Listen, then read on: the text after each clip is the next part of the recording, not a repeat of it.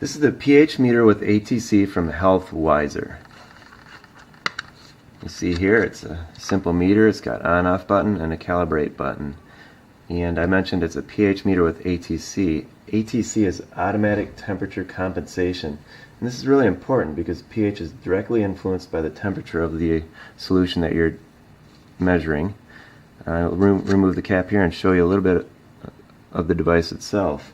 A pH meter is a device that is used for potentiometrically measuring pH, and it's either the concentration or activity of hydrogen atoms in an aqueous solution, or in other words, it simply measures the voltage between two electrodes and displays the results converted in a corresponding pH value.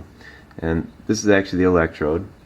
It's a glass structure and it's got a sensor at the bottom, and that's what's used to measure the pH. So to use the device, you must first dip it in a solution of distilled water just to clean it. Again, it's a very sensitive device.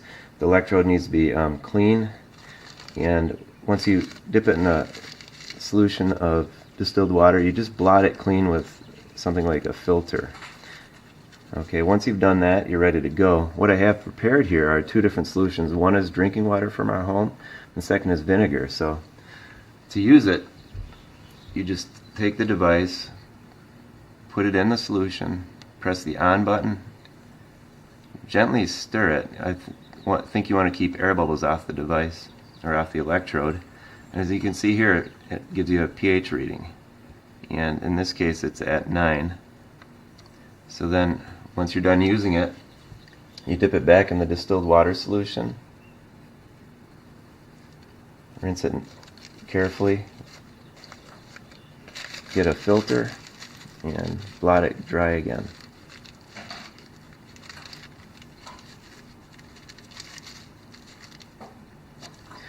So once it's prepared, I'm going to measure the vinegar that we have. So I dip it in the solution, hold the button, and you get a reading of about 2.5. So after I'm done measuring, I again take it, dip it in the distilled water solution to clean it, grab another filter, and blot it dry. And it's ready for my next use.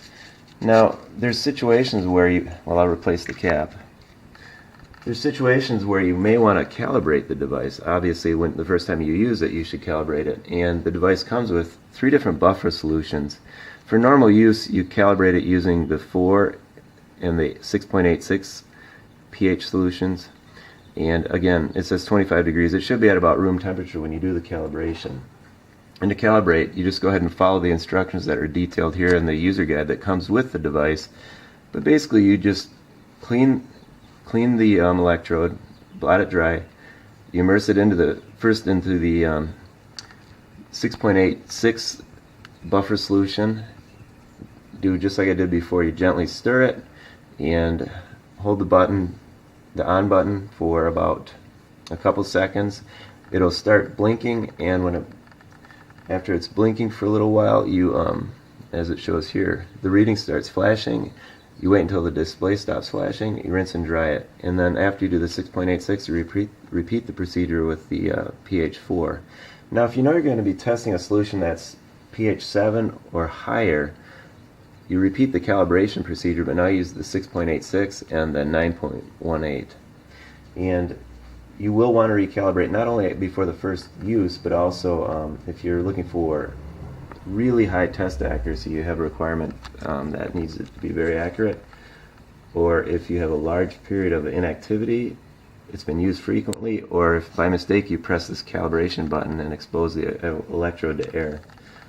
Other than that, like I said, it's really easy to use. It's very, very useful, and it gives you peace of mind to understand the pH level of various liquids that you're using every day in your household.